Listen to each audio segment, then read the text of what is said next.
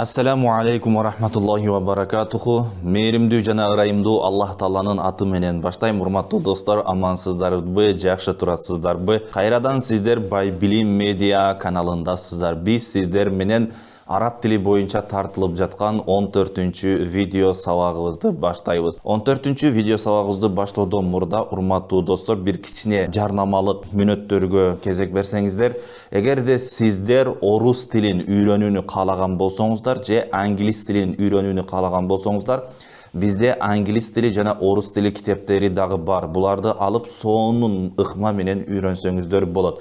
Орус тили 4 бөлүктөн турат. Биринчиси бул өткөн чак, учур чак, келер чак, совершенный вид, несовершенный вид.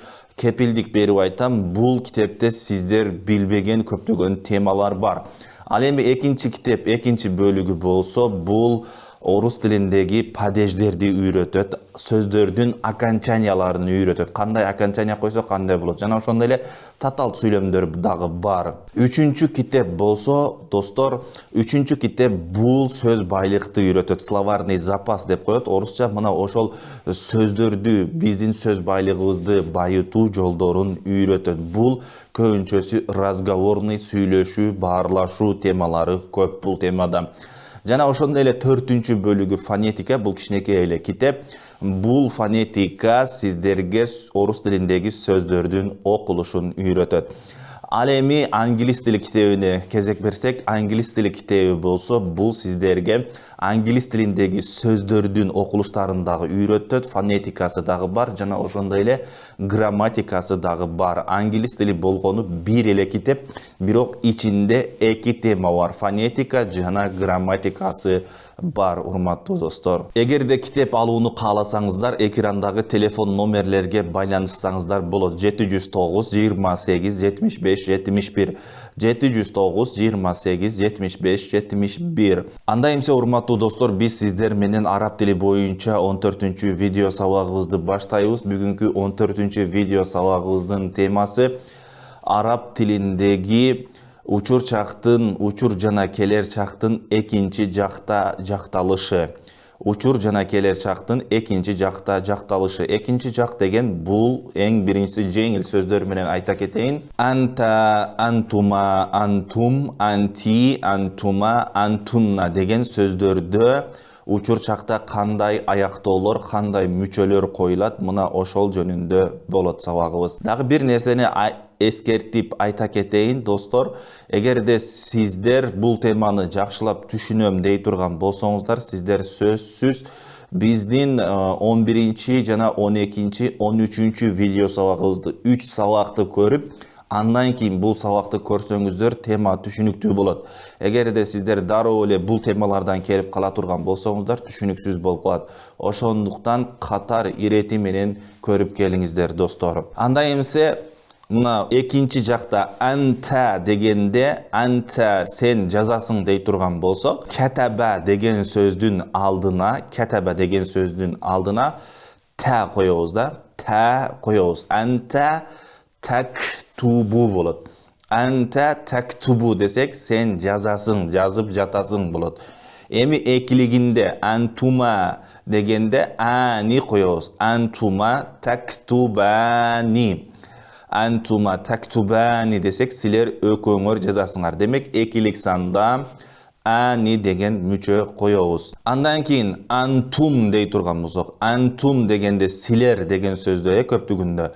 Антум тактубуна. Антум тактубуна. Антум дегенде уна деген аяктоо мүчө коебуз. Антум тактубуна, силер жазасыңар. Ал эми женский роддо болсо, анти тактубина. Ина деген аяктоо коебуз. Ина деген аяктоо коюлат. Жакшылап маани бериңиздер. Анти тактубина, сен жазасың. Ал эми экилигинде болсо, антума тактубани, силер өкөңөр жазасыңар. Антунна тактубна. Антунна дегенде на коебуз. Антунна тактубна. Мына маани бере турган болсоңуздар, бардыгында анта, антума, антум, анти, антума, антунна дегенде, бардыгынын алдына, катаба деген сөздүн алдына ta tamgası koyulat ekan. Taktubu, taktubani, antuma taktubani bolat ekan. Ekilik sanda ani köptügünde una, taktubuna. Sizler жазасыңар. Anti degende ina, женский родто ina degen müçe koyuyoruz. Anti taktubina, sen жазасың. Antuma taktubani, sizler ököңөр жазасыңар. Antunna taktubna, sizler жазасыңар. Antunna taktubna, sizler жазасыңар болуп атат. Башка этишти ала турган болсок, khalaqa деген этишти алабыз. Мисалы, anta takhluqu болот. Anta takhluqu, sen жаратасың. Antuma takhluqani, sizler ököңөр жаратасыңар. Ani деген аякта окуябыз. Antum takhluquna, sizler жаратасыңар. Antum takhluquna, sizler жаратасыңар. Anti takhluqina, sen жаратасың. Antuma takhluqani, sizler ököңөр жаратасыңар. Antunna takhluqna, sizler жаратасыңар. Женский родтун көптүгүндө мына ушундай болот. Фариха деген этишти ала турган болсок, фариха учурчакта анта тафраху, сен кубанасың. Антума, ани деген окончание кошобуз, ани деген мүчө кошобуз. Антума тафрахани, өкөңөр кубанасыңар.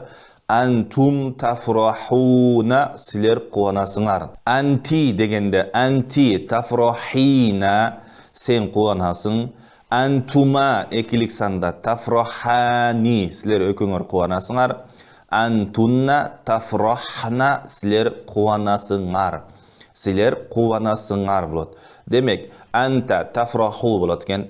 Антума тафрахани, экиликте ани деген мүчө коет экенбиз.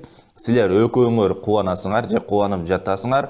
Антум тафрахуна, силер кубанып жатасыңар. Мужской родтун көптүгүндө уна деген мүчө коет экенбиз. Андан кийин анти тафрахина, сен кубанып жатасың. Антума тафрахани, силер өкөңөр кубанып жатасыңар. Экиликте ани. Антунна тафрахна, силер кубанып жатасыңар. Женский родто көптүгүндө тафрахна болот экен, нун коюлат. Андан кийин урматтуу достор, абада дей турган болсок, абада дей турган болсок, ибадат кылуу болот. Анта та'буду деп айтабыз. Анта та'буду десек, сен ибадат кыласың. Антума та'будани, силер өкөңөр ибадат кыласыңар. Антум та'будуна, силер ибадат кыласыңар. Анти дегенде эмне коёбуз? Ина деген аякта окуябыз. Анти та'будина, силер өкөңөр ибадат кыласыңар. Антума та'будани, силер өкөңөр ибадат кыласыңар.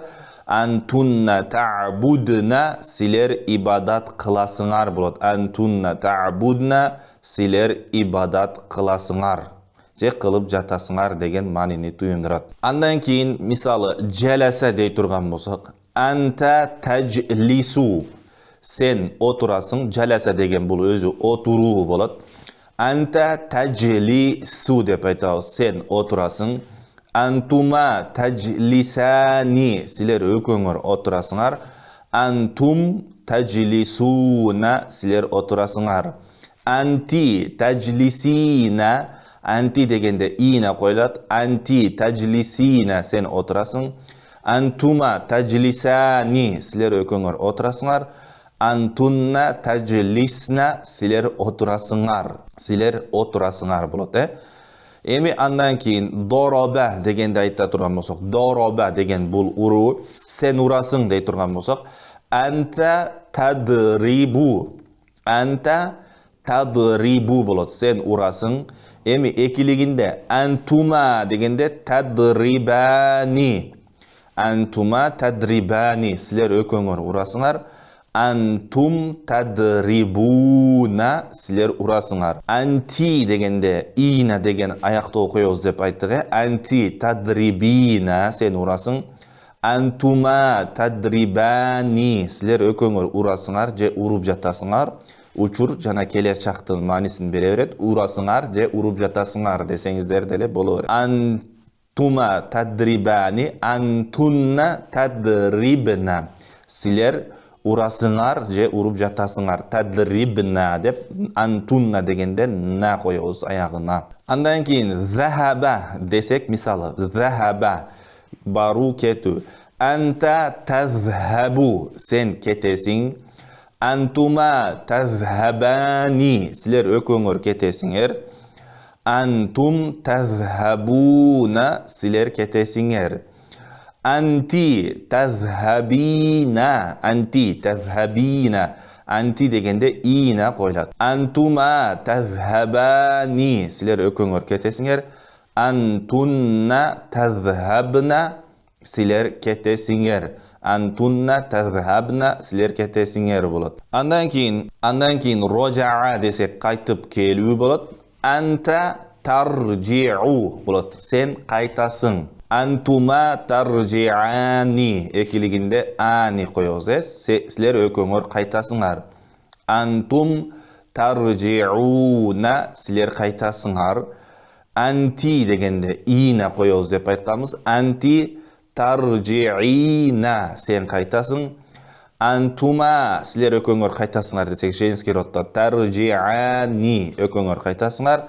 Антум антунна таржи'на силер кайтасыңар болот. Антунна таржи'на силер кайтасыңар болот. Таржи'на деп антунна дегенде нун тамгасын коебуз. Таржи'на болот. Андан кийин урматтуу достор, мына акыркы этишти дагы бир жолу жакшылап түшүндүрөйүн, караңыздар. Шариба деген сөз, шариба деген бул ичүү. Анта ташробу болуп калды. Анта ташробу сен ичесиң.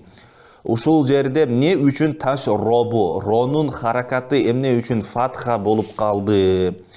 Мурдагы сабагыбызда бир катар түшүндүрүп бергенмин, бирок ошондой болсо деле түшүндүрүп коеюн. Бул жерде ронун харакаты мына өйдөдө рожаа дегенден кийин кашанын ичинде фатха а турат да, бизче кыргызча а тамгасы турат. Мына ошону ронун харакатына пайдаланабыз. Ронун харакатын демек бул жерде фатха болот. Анта ташробу деп ошол кашанын ичиндеги а тамгасын алып биз пайдаланганбыз. Ошондуктан ташробу болуп калды.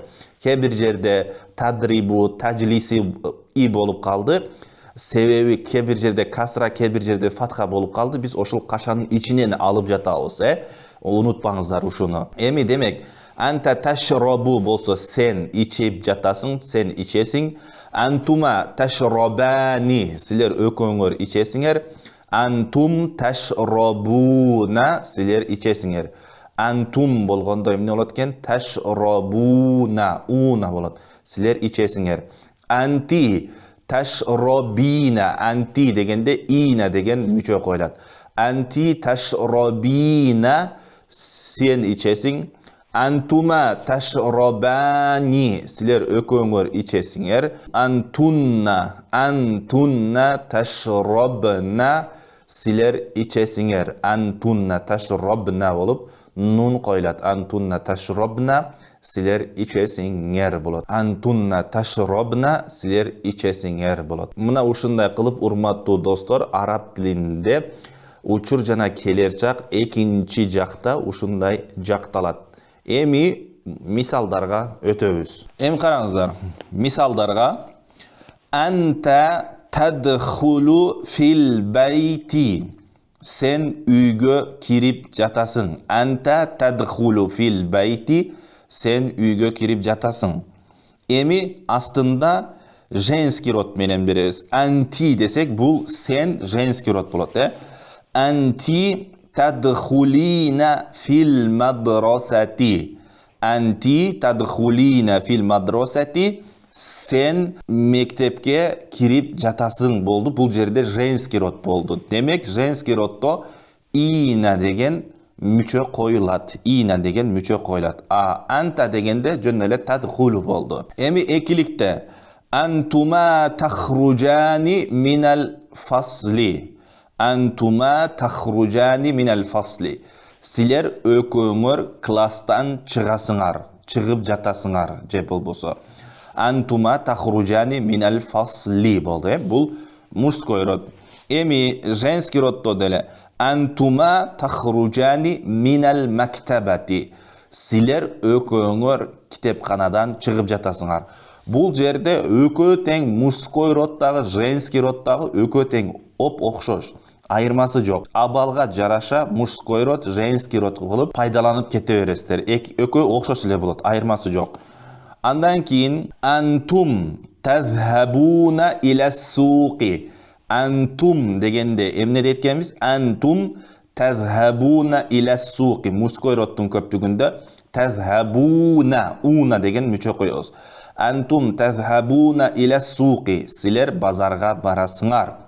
Эми женский роддун көптүгүндө антунна тазхабна илал жамиати. Кыздарга айтып атабыз. Антунна тазхабна илал жамиати. Силер университетке барасыңар.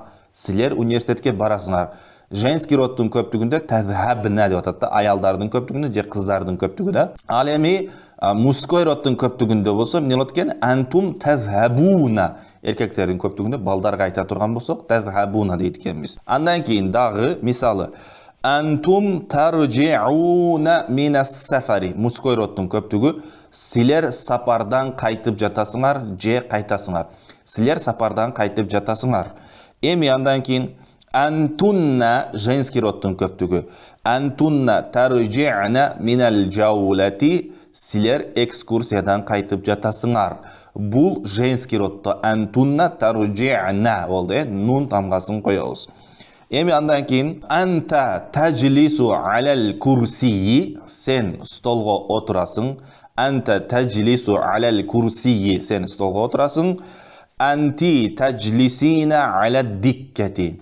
Анти таджлисина ала диккати. Сен скамейкага отурасың. Женский роддо таджлисина болуп атат. Ал эми мужской роддо болсо таджлису болуп атат. Урматтуу достор, мына ушундай айырмаларын дагы бир жолу карап алсаңыздар болот. Видеону артка өткөрүп. Биз айырмаларын айтып бердик. Эми толук бир жакталышын айтып берейин мен сиздерге. Жакшылап көңүл буруңуздар. Анта тадхулу фил мадрасати. Сен мектепке киресиң. Же кирип жатасың. Анта тадхулу фил мадрасати. Эми экилигинде айта турган болсок, силер өкөңөр мектепке кирип жатасыңар. Антума тадхулани фил мадрасати. Антума дегенде тадхулани, ани дегенди коебуз. Андан кийин көптүгүндө антум тадхулуна фил мадрасати. Антум дегенде силер көптүк, тадхулуна силер кирип жатасыңар, фил мадрасати мектепке көптүк санда уна коюлат. Эми андан кийин анти женский роддо анти тадхулина. Анти дегенде тадхулина деп айтабыз, ина коебуз. Анти женский роддо анти тадхулина фил мадрасати. Сен мектепке кирип жатасың. Антума тадхулани фил мадрасати. Силер өкөңөр мектепке кирип жатасыңар. Антунна тадхулна фил мадрасати. Силер мектепке кирип жатасыңар болот. Антунна тадхулна фил мадрасати. Силер мектепке кирип жатасыңар болот. Эми андан кийин анта тахруджу минал фасли. Анта тахруджу минал фасли. Сен класстан чыгып жатасың. Анта тахруджу деп айтабыз. Ал эми экилик санды айта турган болсок, антума тахруджани минал фасли. Ани коёт экенбиз. Антума тахруджани минал фасли. Силер өкөңөр класстан чыгып жатасыңар. Антум тахруджуна минал фасли. Силер класстан чыгып жатасыңар. Антум тахруджуна минал фасли. Силер класстан чыгып жатасыңар. Антум дегенде уна коебуз. Эми анти тахруджина минал фасли. Анти дегенде ина коебуз. Анти тахруджина минал фасли. Сен класстан чыгып жатасың. Антума тахруджани минал фасли. Экилигинде ани коебуз. Женский роддун экилигинде дагы антума тахруджани минал фасли. Силер өкөңөр класстан чыгып жатасыңар. Антунна тахруджна минал фасли. Силер класстан чыгып жатасыңар. Антунна тахруджна минал фасли, силер класстан чыгып жатасыңар. Эми кийинки сүйлөм, урматтуу достор, анта тазхабу иля суqi. Анта тазхабу иля суqi. Сен базарга барасың. Эми экилигинде айта турган болсок, антума тазхабани иля суqi. Силер экөөңөр базарга барасыңар. Антума дегенде ани коёбуз. Антум тазхабуна иля суqi. Силер базарга барасыңар. Анти тазхабина. Анти дегенде женский роддо ина коёбуз. Анти тазхабина иля суqi. Сен базарга барасың. Антума тазхабани иля суqi. Силер экөөңөр базарга барасыңар. Антунна тазхабна иля суqi. Силер базарга барасыңар. Антунна дегенде женский роддун көптүгүндө на коёбуз. Антунна тазхабна иля суqi. Силер базарга барасыңар. Урматтуу достор, мына ушинтип сиздер башка этиштерди дагы ушундай таризде, ушундай формада кылып, ушундай формада жактап айтсаңыздар болот. Сөзсүз бул китепти биздин устазыбыз Ашур Али Маулян устаздын китебин алсаңыздар, сиздерге бул китепти алып үйрөнө турган болсоңуздар абдан эле жеңил болот. Ошондуктан китеп алыңыздар дагы, видеону ачып алып, китеп менен сабак кылсаңыздар аябай сонун болот. Анда эмсе ушуну менен биздин сабагыбыз аягына чыкты. Кандайдыр бир тема же кандайдыр бир сүйлөм түшүнүксүз болуп калган болсо, сөзсүз комментарийге жазып калтырыңыздар. Мен сиздердин суроолоруңуздарга жооп бергенге даярмын. Кудай Таалам бардыгыбыздын жүрөгүбүзгө илим билимге болгон кызыгууну салсын. Кудай Таалам бардыгыңыздардын үйүңүздөргө өзүнүн нурун, жакшылыгын берген болсун. Бул видеону башкалар менен бөлүшүп коюңуздар. Аддаллу алал хайри кафаилихи деп пайгамбарыбыз саллаллаху алейхи вассалам айткан. Ким бир жакшылыкты көргөзгөн болсо, аны аткаргандай сооп алат дейт. Эгерде ушул видео сиздер аркылуу башкаларга жетип барган болсо, илим жолу ачылган болсоларга, көптөгөн соопторду табасыздар сиздер дагы. Анда эмсе кийинки сабагыбыздан жолугушканга чейин сак саламатта туруңуздар. Сиздер менен мен мугалим окутуучу Аладдин Исламидинов болдум. Ассаламу алейкум ва рахматуллахи ва баракатуху.